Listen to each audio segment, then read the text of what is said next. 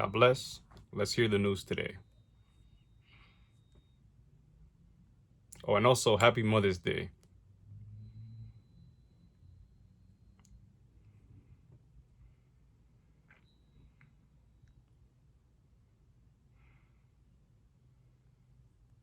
We're here with the hosting legend. We're in for the show. What's my first tell you?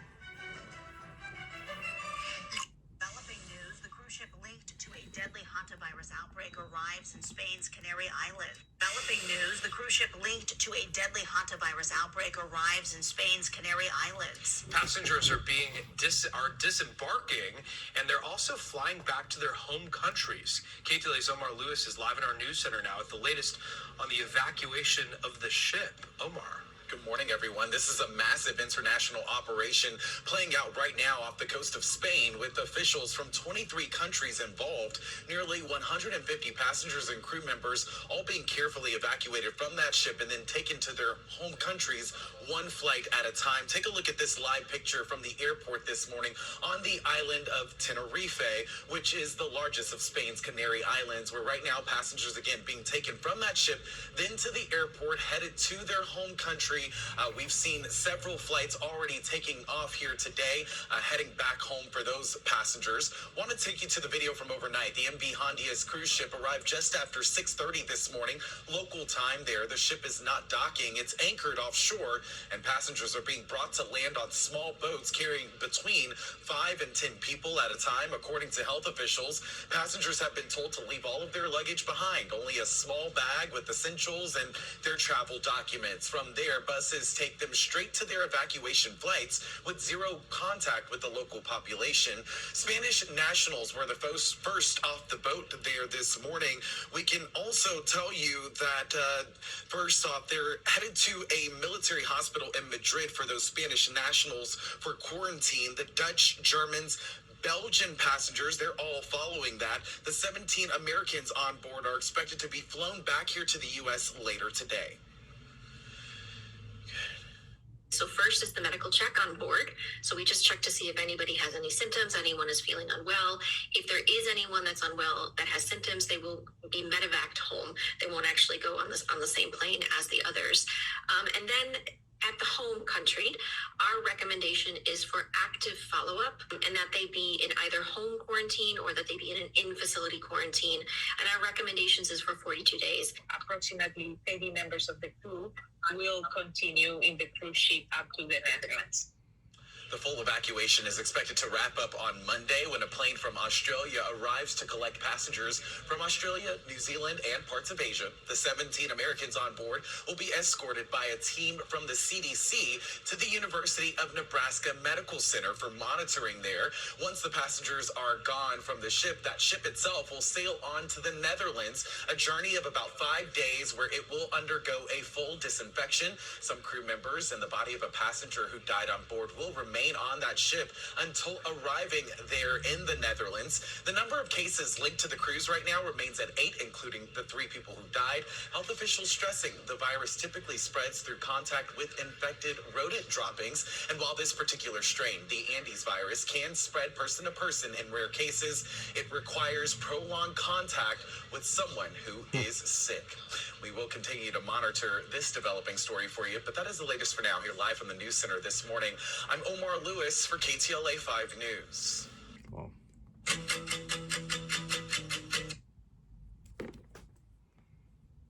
yeah, we gotta pray about that whole situation for sure.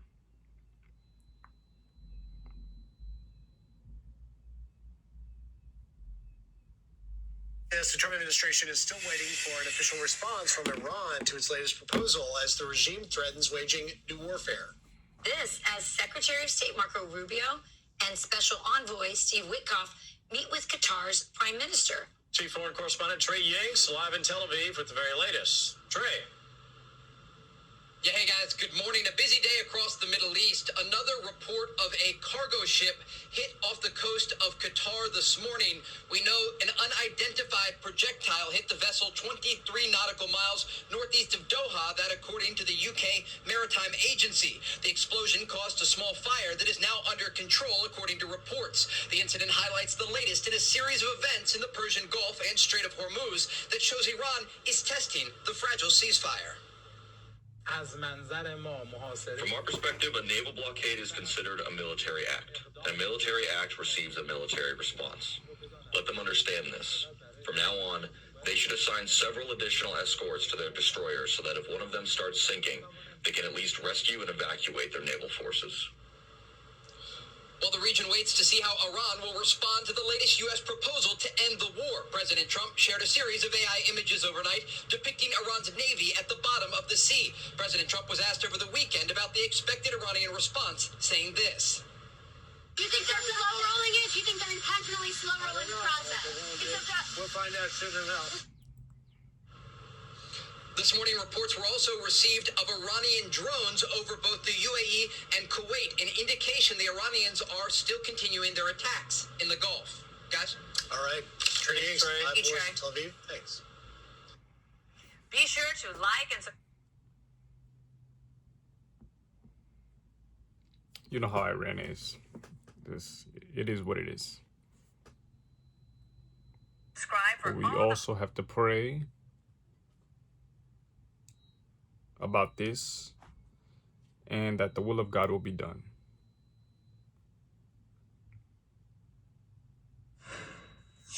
Staying with more of your top stories this Sunday as we are tracking the latest developments in the Middle East, and I want to bring this out to a social media post courtesy of the Associated Press. They say Kuwait's military says it has responded to a morning drone attack as the Iran war's shaky ceasefire is tested. There were no immediate reports of casualties. That same report says that the UAE blamed Iran for the latest attack, the latest threat to a month-old ceasefire, which the Trump administration says remains in effect. Again, no casualties reported and no one immediately claimed responsibility. Iran and its armed allied group possess a large fleet of drones and have used them to carry out hundreds of strikes since the war began. The events mark the latest threats to a month-old ceasefire that President Trump says is still in effect. Joining us now to discuss more of what we have seen is Ahmad Sharari. He is a senior research analyst at the Foundation for the Defense of Democracies. Ahmad, good morning. Good to see you. Good morning. Let's just start with that, the latest reporting that we hear military activity still going on. In your assessment, as someone that's following this closely, what have been possibly the most critical developments from the last 24 hours? First of all, we saw a few attacks targeting some of the Arab Gulf states. As you noted, there was an attack on Kuwait, and there was also a drone attack targeting the United Arab Emirates. Fashion's all about choices. With Cafe Appliances, you have the choice of finishes and hardware. Also, a few hours ago, a vessel coming from the UAE that was attempting to dock in Qatar was targeted by two drones. There was no serious damage, but it just shows you how volatile the situation is in the Strait of Hormuz and the Gulf. So it's despite the ceasefire being in place, we're still seeing attacks by Iran and some of its allied groups in Iraq against the Arab Gulf states. You mentioned an important point there that the situation does remain somewhat volatile there despite a ceasefire. Throughout the last week, there have been reported discussions between the U.S. and Iran, possibly to get to some peace negotiations or a middle grounded understanding to effectively end the war. What do we know about where those negotiations stand today amid that activity we're seeing in the region? So, from what I understand, the Iranians are thinking about submitting a response to the U.S. proposal. I think Secretary of State Marco Rubio met with the Qatari Prime Minister and Foreign Minister yesterday to discuss options for extending the truce or finding a solution to this whole crisis. The Qataris have been saying or have been very explicit in their messaging towards Tehran that the closure of the Strait of Hormuz is illegal, and it's the only way of solving this issue is by opening it. So it's clear that the U.S. and some of the regional partners are working together in order to find a solution. It all depends on what happens in Iran and what they're willing to concede on in their response to the U.S. I think we've been stuck in the same cycle of negotiations for a few weeks now after that canceled Islamabad meeting. But I think what's critical at the moment is that the U.S. still maintains leverage, economic leverage, by using the blockade and the sanctions to pressure the Iranian regime. It'll be a matter of time until we see how the Iranians will respond. But I think we're at the stage in which there's a lot of uncertainty in terms of the negotiations and returning back to the negotiations table. To your point there, I want to bring up a social media post of Secretary of State Marco Rubio, where he says that he met with the Qatari Prime Minister and the Foreign Minister to discuss U.S. support for Qatar's defense. Our partnership, is important to deterring threats and promoting stability in the Middle East. A lot of uncertainty, though, there in the region. A lot of these attacks continuing here, a lot of the blame being placed on Iran by several of these Gulf states and those nations. Avad, what is the status of Iran's current operational capabilities? So from what I understand, and I think it's also very unclear what these capabilities are and what actually got destroyed and what got degraded during the 5 weeks of the war. But what's clear is that Iran still maintains drone capabilities and missile capabilities, and we've seen those capabilities being used in the weeks following the ceasefire. So last week there was a ballistic cruise and drone attack against the UAE. It wasn't as extensive as the 5 weeks, of course, in terms of quantity, but it shows you how Iran still maintains some of these weapons. At the same time, I think the U.S. has been clear that a lot of the weapon systems have been degraded and destroyed, and it's clear that that actually did happen, along with, of course, the Israeli strikes against the Iranian military capabilities. But they're not completely gone. They still maintain weapons that can target the Gulf states, that can threaten them, that can threaten their energy infrastructure and civilian infrastructure. And from what we saw during the 5 weeks, we understand that Iran has nothing stops Iran from using them to force some of these states to, I wouldn't say pressure, but go to the U.S. and try to end the war. So the Iranians understand that using that strategy by pressuring the Gulf and inflicting maximum damage to their infrastructure has actually relatively succeeded, because some of these countries are still continue to hedge with Iran and have not fully went against Iran. I want to go off of that point a little bit deeper here. When we, look at the leverage that the U.S. and Iran both have, in your assessment, how long could Iran kind of withstand this entire war and the fighting if it does continue, in terms of who's going to, hold on the longest? Which country has the upper hand, the U.S. or Iran? Well, I mean, it's a matter of capability, but also I think when we assess the patience and how much each of these two countries can endure, I think we're talking about two different things. The Iranians simply don't care about their people. So if there's an economic collapse in the country, they simply don't care. They're a country that is run by the RGC and the political leadership. And I mean, despite years of economic problems, they still funded their proxies, built their military systems instead of fixing the situation in the country and the well-being of their own population.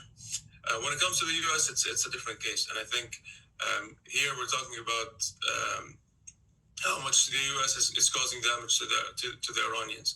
And ever since we started the blockade a few weeks ago, I think in terms of how much economic pressure the Iranians has been put on the Iranians has been significant.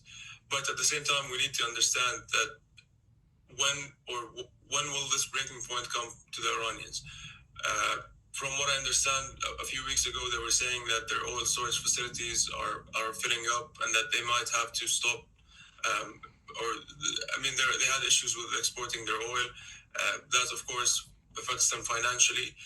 But at the same time, is the economy the primary factor in this case? And will they continue fighting despite the economic failures?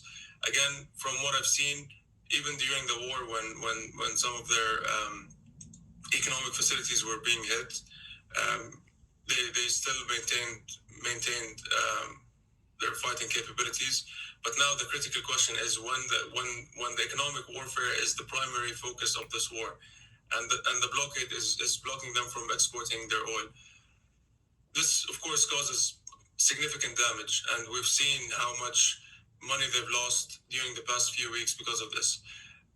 It's a matter of time until we see how the economic collapse affects their strategy. But what's certain is that it's working. It's just a matter of time until we see either the system the system collapsing, and that they might have to find a solution to this war, or at least provide more concessions in the negotiation table just because of the economic aspect of the war.